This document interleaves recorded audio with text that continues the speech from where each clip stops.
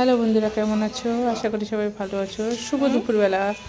আজকে দুপুরের মেনুতে সজনে ফুলের বড়া, বাগানের সজনে ফুল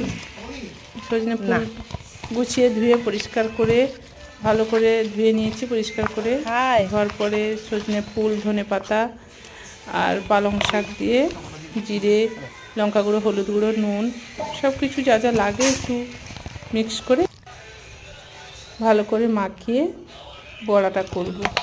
এই দেখো মাখানো হয়ে গেছে। এবার বড়াগুলো বসিয়ে দিচ্ছি। পকোড়া করব না, বড়া, গোল গোল চ্যাপটা চ্যাপটা ডালের যেরকম বড়া হয় সেরকমই বড়া। সজনে ফুলের পকোড়া হয়, পোস্ত হয়, ভাজা হয়, ঘন্ট হয়। আমি আজকে নিরামিষ বলে তার জন্য একটু বড়া করলাম।